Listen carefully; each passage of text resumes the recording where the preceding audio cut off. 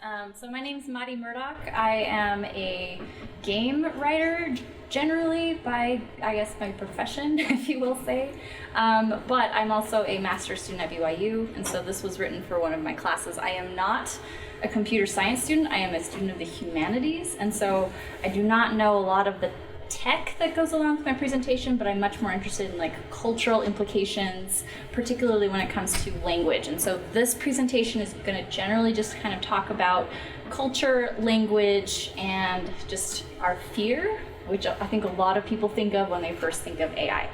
So to begin, I also wanted to just add the caveat that when I say religion, I'm not specifically talking about any singular religion, and I'm not necessarily just talking about Christianity, although most of the theory that comes out of my presentation is about Western culture, mainly because this idea of secularity and post-secularity and that type of thing, which I'll explain in a minute, is very Western-centric, because a lot of areas in the world have never ran out of like belief in religion, like the way that Western society has. And so just kind of orienting where my project kind of sits.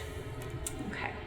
So really quickly, I just wanted to kind of go over a couple of terms just so that you guys can kind of understand my title. So my title was The Re-enchantment of the Secular World, Religion Resolving Our Existential Fear of Artificial Intelligence. And so to kind of talk about that, I largely draw from Charles Taylor's book, A Secular Age, that came out in 2007, which I highly suggest anyone who is interested in religion and religious return in modern society to read. It's super huge, but it's really, really good.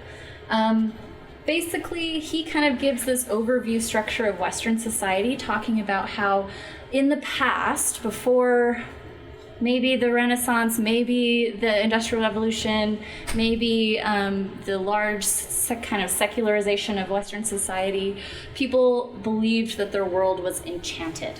Okay, so essentially what that means is that the world was filled with gods or demigods, potentially things like spirits, and you can find spirits in animals, spirits in nature. There was also bad spirits that could hurt people, like demons. And so because the world was enchanted or populated with these kind of metaphysical or even kind of supernatural entities, there were things like curses and blessings, and people needed to perform rituals and say prayers in order to be protected from these entities. And so of course there was possibility and room for things like miracles and prophecies, and then also room for things like heaven instituted hierarchies, where we would have like maybe a king chosen by heaven to kind of rule over society and that type of thing. And then of course most of Western culture was really interested in this idea of transcendence. What could we do during our mortal lives to transcend our mortality? So either through like kind of eventually receiving paradise in the afterlife is kind of the idea. And Charles Taylor essentially said that this enchanted world was very porous. And what that means is people are very vulnerable to these outside sources of power. However, the modern society, which is disenchanted, basically is a buffered system where individuals are no longer vulnerable to these outside forces because science has kind of shown that maybe they don't exist.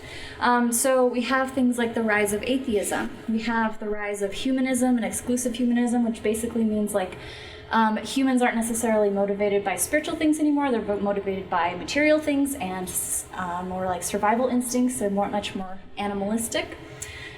We also have things like scientific, economic, ethical, or political laws governing the way that the world works. So we have explanations for why people get sick. So it's not, oh, they're being possessed by a demon anymore. It's actually, oh, pathogens.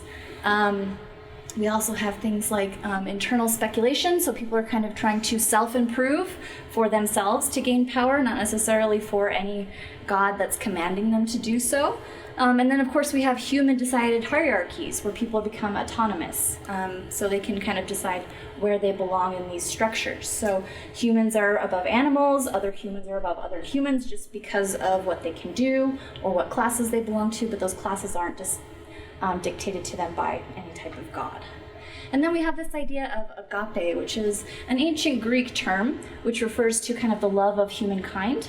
And a lot of modern culture is kind of just focused on this idea of, well, we want to progress into the future, not because we want to transcend humanity, but because we love humanity, we love our brothers and sisters just because of our human race. And so we want to make sure that our human race is flourishing. And so we kind of want to be a good society just so that we can flourish as people. So that's kind of what I mean when I'm talking about disenchantment. So we have the enchanted, porous side, and then we have the disenchanted, buffered side. Okay. Now, what does that mean for scientific integrations of things like artificial intelligence? Secular society was introduced mainly because there was a lot of scientific, innovations that helped us come up with a lot of these scientific laws or cultural laws that helped us kind of dispel the myth of religion. But we're kind of getting into the zone where science is really not explaining a lot of things anymore. So this presentation is really interested in kind of focusing on what AI does due to just our culture in general, particularly with regards to science and what it's not able to do anymore for us that it was able to do earlier, what place religion has nowadays. And so I'm going to talk a little bit about where that's going. Okay, just to kind of give you a little bit more context, this is a basic timeline of AI-related events that have occurred in the last few years. This is by no means a kind of comprehensive list. This is just kind of a couple of things that I pick and choose from a list. But basically, we have in 2016, we have Tay the chatbot, who was actually given a Twitter account. This was an AI program constructed by Microsoft. And after 16 hours of being online, it was shut down because people on the internet were trolling the Tay bot and like teaching it how to use very awful language. It was teaching it like racist language and that type of thing. And so Microsoft was like, no. And then we have in 2007, we have Sophia. If you guys remember, this was all over the news. Sophia, which was an AI robot designed by Hanson Robotics, was given citizenship by Saudi Arabia. We have in 2018, an Alibaba-owned AI program scored better than Stanford University students in a reading and comprehension test. And then OpenAI, which was it's a nonprofit he was co-founded by Elon Musk, but they announced that they would not be releasing their particular most recent code for an AI that could develop bodies of text because they were worried that people would misuse it to produce false information because it sounds very legitimate. So they were kind of worried about its misuse. And then this year, so in the last month or so, we have Project Debater, which is an IBM program. It doesn't quite beat the top-ranked champion in debating, Harish Natarajan, but it almost beat him, which is really interesting because it was able to extract information to prepare for its debate from 10 billion documents. And so we kind of have that interesting competition going on there. And then, of course, just a few days ago, just here at LTUE, we had a panel on why creative jobs aren't safe from AI. Did anyone attend that one? That one was pretty interesting. I went to it. And the panelists were actually pretty split. Some of them were saying, like, yes, they definitely are in danger, and others were saying maybe not necessarily because art is different from what computers can do. So it was a really interesting panel, but this is something that is definitely in kind of our forethoughts because a lot of people are kind of worried about what's going to happen. It is causing a lot of anxiety, social concern about where we're going in the future, potentially we have instances of AI programs kind of being misused or acting in ways that we weren't anticipating. We're losing control in some ways. In other occasions, they might potentially beat us at our own activities, such as games or even activities like debate. I remember a few years ago, Ken Jennings, the kind of all-time Jeopardy contestant, he also went against an AI, and the AI beat him soundly. And he basically said, I welcome our robot overlords, because what can he do? A computer obviously can be better at Jeopardy than a human being can.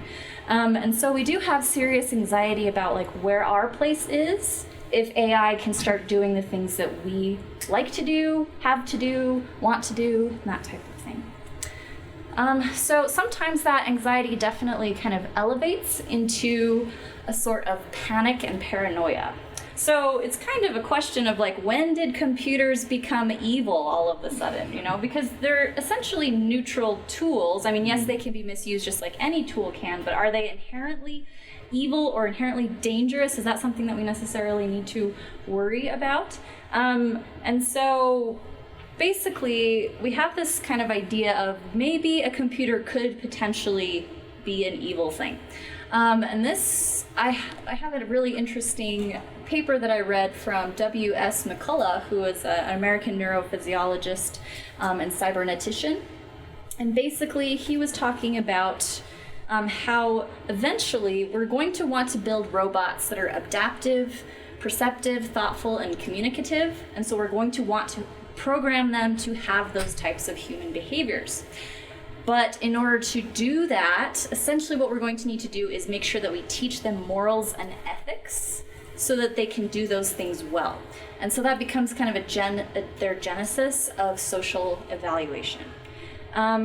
But what that introduces is this idea of computer agency. A computer who is taught ethics and morals should be able to choose based on those ethics and morals. And essentially, because it's able to choose, we're going to be able to evaluate the computer's behavior as good or evil. So depending on whether it's doing what we want it to or doing what we don't want it to, we are able to characterize it as being evil or being good. So just like maybe the Tay chatbot suddenly just throwing out a bunch of racist language because some trolls taught it that, we could probably consider that as an evil action, and that's why Microsoft was like, hey, we're gonna nip that in the bud. A lot of our fear also comes from this idea of the technological singularity, okay? So essentially the technological singularity is the point at which events kind of created through the AI technology are kind of beyond our control. So if you kind of look at this graph, we have this red line representing human intellect, which can, kind of go up just a little bit, but then we have machine intelligence, which exponentially increases past our ability to think, and so the singularity is kind of the point where they exceed us. Now, the interesting thing about this also is that there's two lines that kind of diverge from the singularity. There's the green line, which is machine intelligence, and then there's also a blue line, which is transhuman intelligence. So what that means is potentially humans can also harness the power of a computer and become more intelligent than just the average human. So it's kind of like, well, humans can go along with the machines, or the machines can kind of go by themselves. And so that's where a lot of fear comes in. So in 1993, a math and computer science professor who eventually actually became a sci-fi writer named Werner Vinge, he basically said that the singularity can manifest in 4 ways. He said it can develop in a way where computers actually wake up. They become so sophisticated that they develop some type of consciousness, and they become superhumanly intelligent. He also said that another way that the singularity could occur is if large computer networks and their associated users also kind of wake up as a superhuman intelligence. So it's kind of like, rather than just one computer doing it, it's kind of like a network of computers and people becoming a superhuman entity. And then we have the third way, which is that computer and human interfaces become so intimate that users may reasonably be considered superhumanly intelligent. So that could maybe constitute the existence of a cyborg. So someone that actually has a computer chip implanted in their brain, and they become a superhuman that way. And then he said another way could potentially be a biological science, finding a way to kind of hack the brain and making it super intelligent. So that could be something like changing someone's genes or changing someone's chemicals in their brain to make them superhumanly intelligent. Okay. So again, if the singularity is going to happen, any one of those cases potentially happening, then we do have this fear of, well, what if that superhuman intelligence, whether that's a machine or whether that's a transhuman, is potentially evil? So then kind of what occurs is this fear of the AI apocalypse, right? We're worried that once the singularity occurs, everything's going to change and humans are just going to die off, right? So also within the theory, the academics have kind of applied the exponential decay model to this fear. So essentially, they suggest that as AI projects increase, the more companies, the more groups, the more projects that there are that are kind of involved in improving AI, then actually the chances for human survival exponentially decays, and eventually we'll get to our AI apocalypse. And that's pretty, it's pretty scary. But basically what causes the exponential decay is this idea of existential risk. And they're also called ExRisks in the academia. So ExRisks are essentially non-negotiable independent risks that do kind of decrease our ability to exist. So here are a couple of ExRisk examples that may kind of create this apocalyptic situation. So here's a picture of one of those like meme cats where he just like has this existential crisis look on his face. So one potential ExRisk is this idea of what would happen if we asked a technical system or an AI system to solve a world puzzle, such as widespread hunger or unhappiness, which permanently resulted in severe or even malignant consequences, like mass extinction to end both problems. And that would definitely occur because the computer misinterpreted the intent behind the question. So it would kind of be like an iRobot situation where we were like, here, you need to, and this is I'm referring to the movie and not the book, but it's kind of like this idea of like we give the computer all of these commands and then they misinterpret the commands and then they do something that we don't want them to do, like take over the world or destroy all humankind. Yeah, exactly.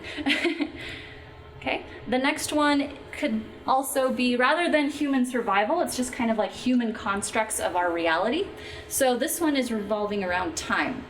So a question could be, how should we as human beings continue to measure time when superintelligences disrupt our concepts of evolutionary and developmental timelines? Because basically a computer can mutate and evolve at like an exponential rate that humans cannot follow or copy.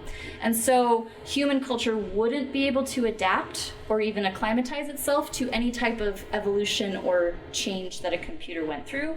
And so how would we then measure time? Would we measure it on their terms? Would we have to adapt to something that we couldn't necessarily predict?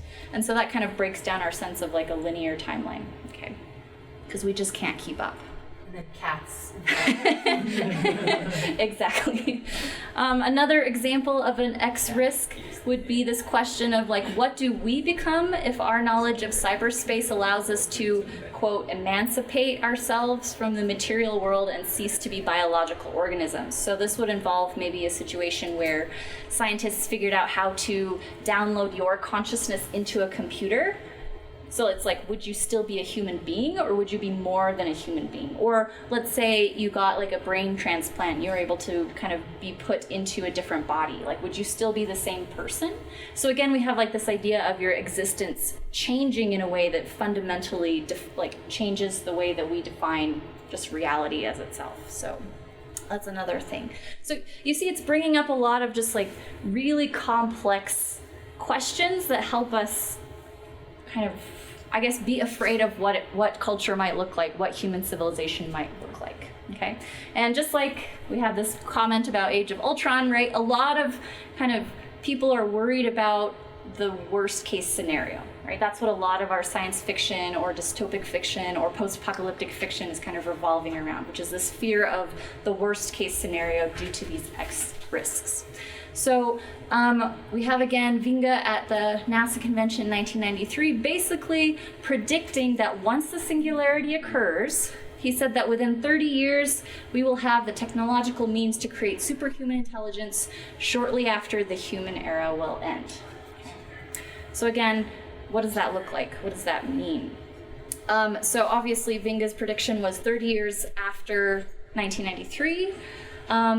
But we have so many more types of predictions where we were saying maybe like within 10 to 15 years of X date, or we were saying maybe 50 years from X date. And of course, all of those predictions are kind of constantly being pushed off because it hasn't quite happened yet. We're still not sure if we want to commit to an actual timeline for when the singularity could occur. So in 2012, a couple of scientists actually tried to count up all of these like post-apocalyptic, post-human situation predictions that happened since the 1950s, and they came up with 257 different timeline estimations for when the singularity would occur and when humanity would like potentially end after that.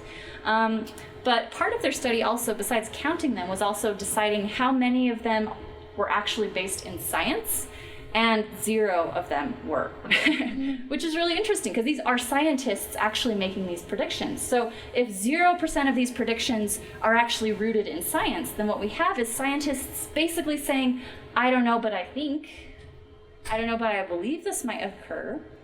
And so we have unfounded guesses that are more social stories, hoping to kind of just mitigate our fear of the unknown, or basically kind of being used as a placeholder because there isn't a scientific theory yet, which is pretty interesting.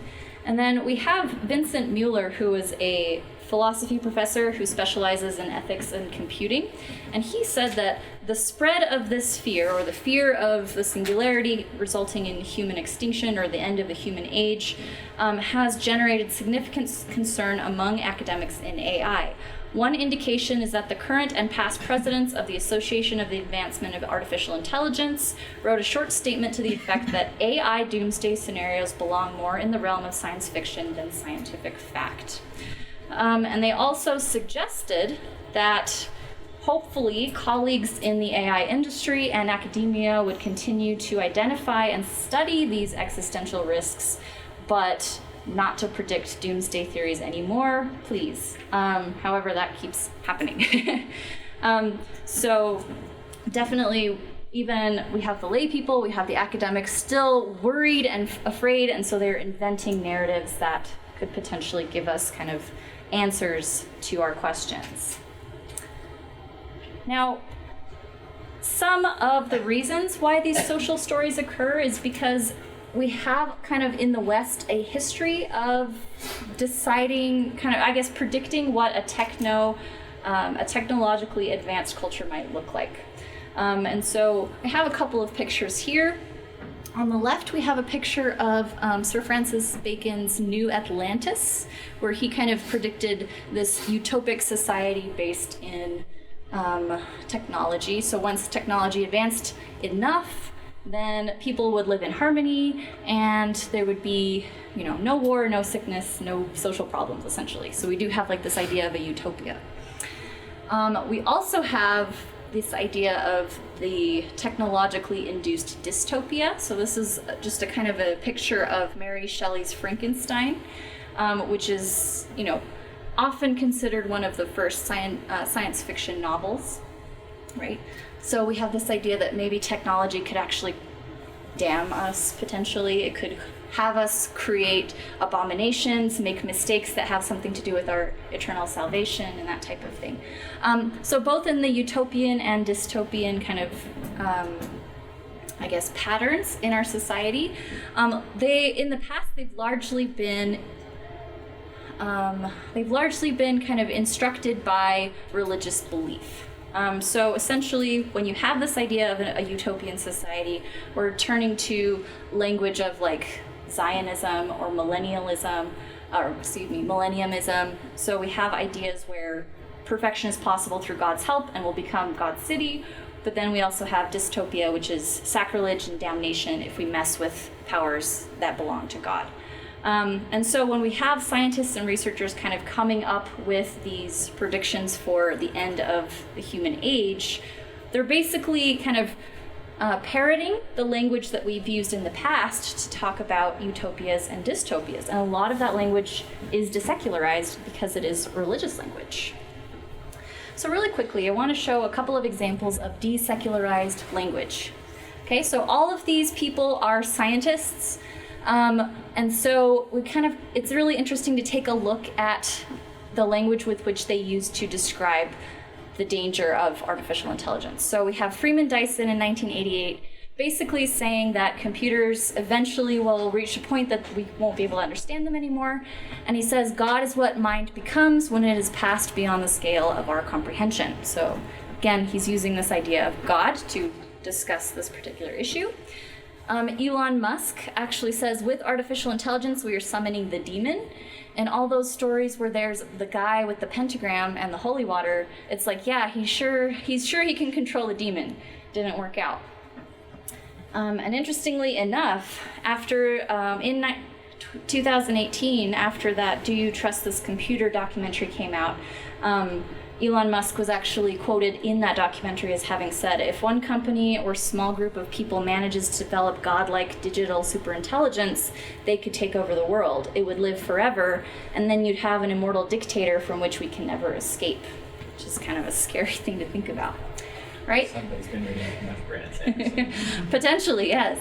And then we have Nick Bostrom in 2014.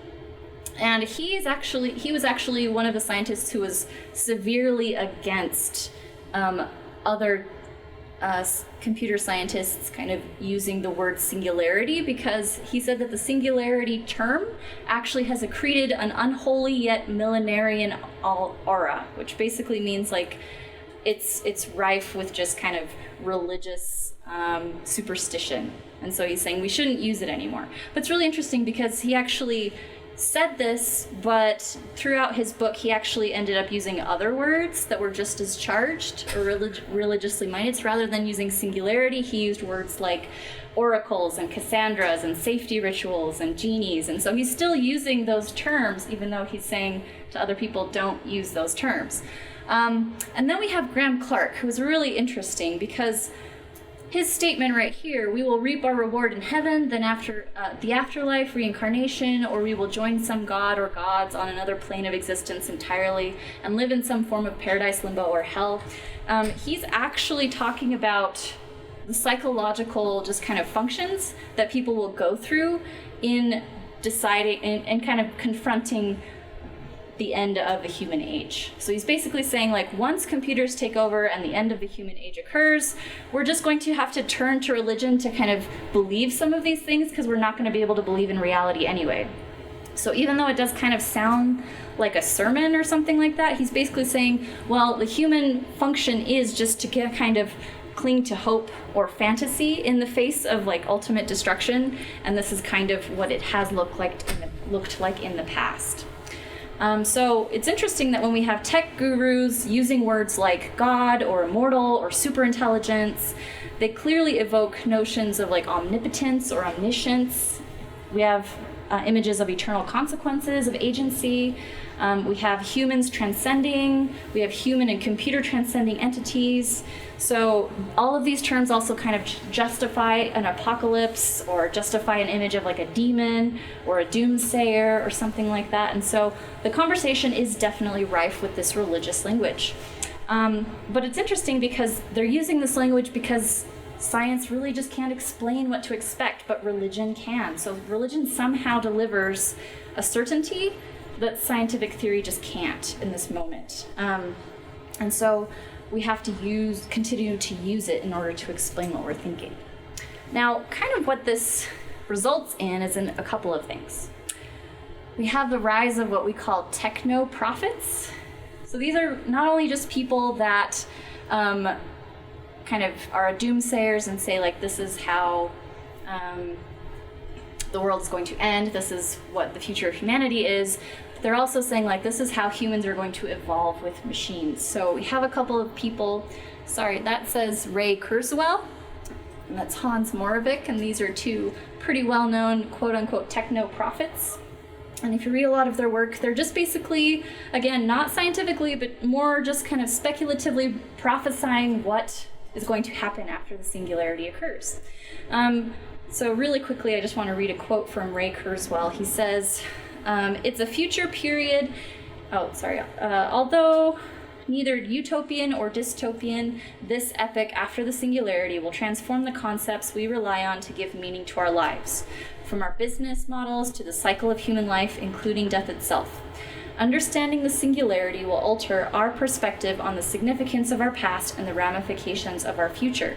To truly understand it inherently changes one's view of life in general and one's particular life. I regard someone who understands the singularity as one who is reflected on its implication for his or her life as a singularitarian. So what he brings up in that end statement as a singularitarian, basically what that means is we have the rise of techno-religion, right? Which is beliefs based on what we hope will happen in the future after the singularity. And so we have a lot of these groups that are not necessarily religious in like the past sense, but really just kind of in this idea of they are not, they believe a certain thing, but those beliefs aren't necessarily grounded in science. So we have groups like futurologists, transhumanists, obviously the singularitarianists, we have techno-Gaianism. I also found a really interesting Mormon Transhumanist Association group where basically what they try to do is they try to predict the future based in Mormon doctrine and saying like, okay, this is how the transhuman is going to look based on what I know about Mormon doctrine, which is really interesting. And of course, the LDS Church has decided not to affiliate themselves with the MTA, but other groups like the transhumanists have said, yeah, sure, why not? And so it's really interesting that we just have the kind of this rise of belief systems based in not necessarily science, but kind of more hopes because science doesn't quite give us the answers. Now, Scott Aronson, who is a founding director of UT Austin's Quantum Information Center, basically reasons that these religious types of movements, like the singularitarian religion, which he actually comically refers to as like the rapture of the nerds, he predicted that it will occur in 2045. And he actually says that even though it's not based in science, people should still take it very seriously because it does have a theoretical likelihood to occur, even though maybe the timeline is a little wishy-washy, but he says it will still have significant cultural ramifications, so we should be taking it kind of seriously.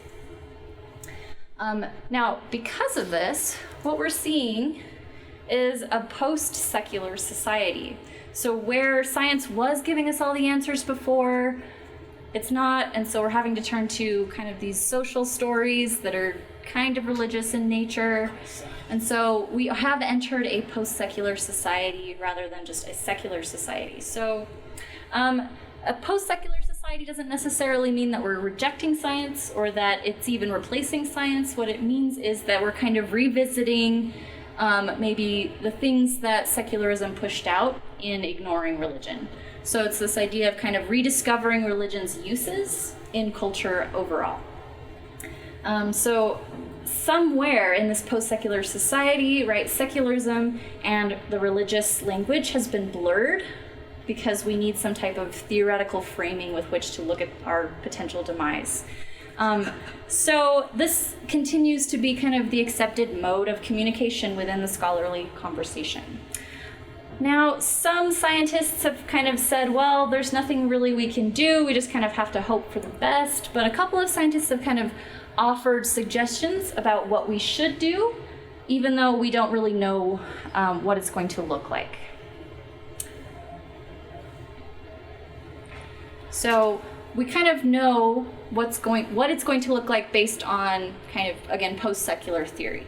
So again, where we have the disenchanted or buffered world, we have all of those things that we knew about a secular society. In a post-secular society, we have a re-enchantment of the world. So rather than having atheism, we have an introduction of a superhuman or an immortal intelligence. So we know that that's going to happen. We also know that we are going to be exposed and influenced by them, and so it's definitely going to be a porous system. We're not going to be buffered anymore. We also know that known laws, such as like time, our version or understanding of reality, are basically going to become unknowable, or they're going to be very changeable, or they're going to break down, or they might disappear altogether. So we know that that's also a possibility. We also know that there's probably going to be some form of human transcendence. So whether that's the transcendence of like the actual human body, or the transcendence of current human lifestyle. Right? We also have the idea that potentially we could also have computer-dictated hierarchies rather than human-decided hierarchies. So it could be an evil robot scenario, or it could be something else, but it's going to definitely change the structure of how we organize ourselves as people. And then, of course, we have this fear that computers have no agape, which is love for humanity. Computers can't love at all. And so what should we do in that case? Well, N. Catherine Hales has actually given us an example. She basically said that we should approach a post-secular age with this sense of cognitive ecology. And cognitive ecology is a term that actually spans disciplines. It's used quite often in various types of applications, such as biology and zoology and that type of thing. But basically, she's saying a cognitive ecology is where we understand that we are not the only intelligence. There's lots of intelligences, so whether that's us or dolphins or bacteria, there's lots of different types of things. So we can just add AI as an additional intelligence in our cognitive ecology. So of course there's things that AI that they are really good at that we're not good at, such as speed, computational intensity, and rapid data processing. But then there's also things that computers can't do. So we obviously can have emotions, we have an encompassing world horizon, and an empathetic ability to understand other minds. So essentially what we should do is we should just realize we're different. We will definitely exist in the same place. And so we should kind of figure out how to create an ecological relationship where we can kind of coexist, just like we coexist with animals. And of course, that's really hopeful. I don't know the answers. Again, I'm not a computer scientist. I'm not a techno prophet. I don't exactly know where this is going. But the idea is, right, we are entering a society where maybe it's okay to necessarily, or to not necessarily focus all of our beliefs in science, because AI is introducing a world where science just isn't giving us enough answers quick enough. So just something to think about. All right, and that's my presentation. Thank you.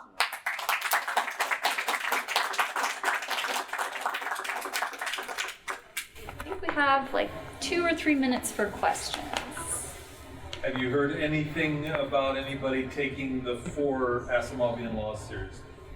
Yes, I have. I don't necessarily, let's see. We have to stop using robots to kill people. Yes. So for example, I think it was in 2014, we had a bunch of scientists like Stephen Hawking and Stephen Wozniak and even Elon Musk. They actually wrote they wrote an open letter to everyone that was creating basically innovations in robotics and AI and cybernetics, and they basically said, we all commit to not creating anything that's dangerous. So basically saying, we will not create automated weapons ever. Please. And part of that was kind of rooted in this idea of we don't want to create something that could potentially harm us in any way. And so I definitely see that as having some type of influence on it. Can you make any predictions about, I guess, being a techno prophet yourself? No.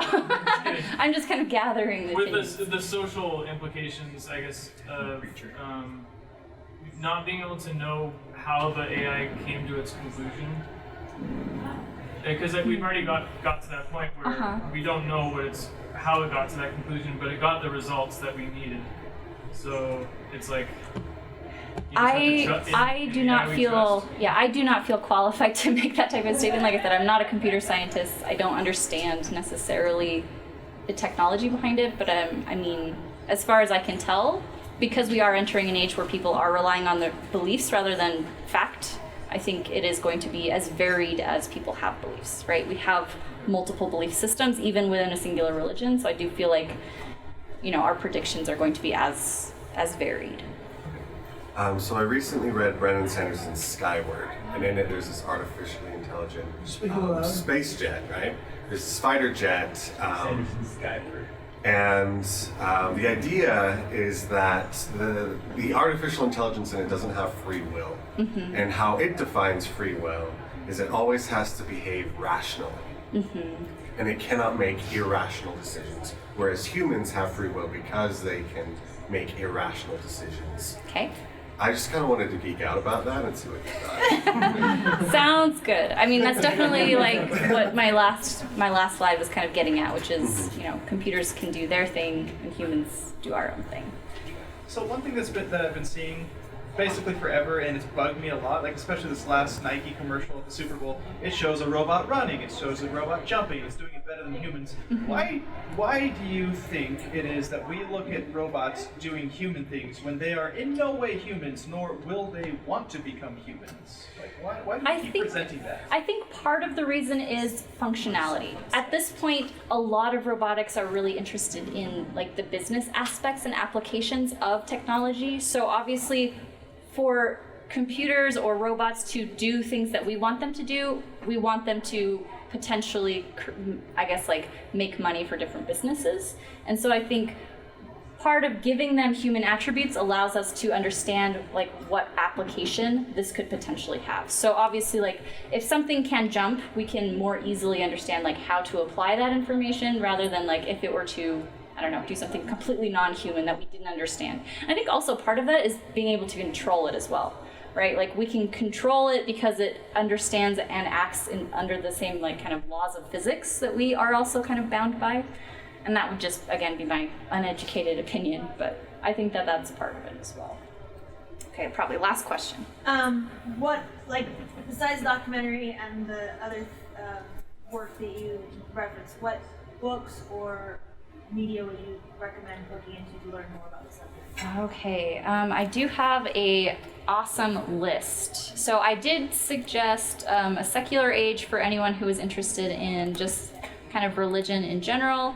But as far as actual like AI goes, I would highly suggest a couple of books. Let's see, the first one would be Vincent C. Mueller's book, Risks of Artificial Intelligence, that came out in 2016.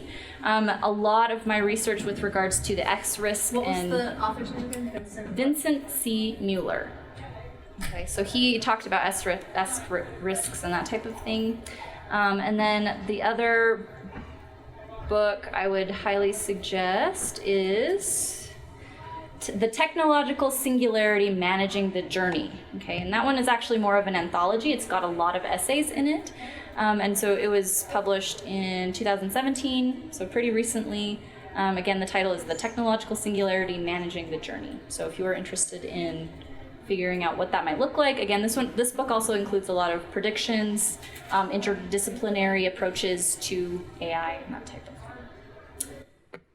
Okay, all right, thank you very much.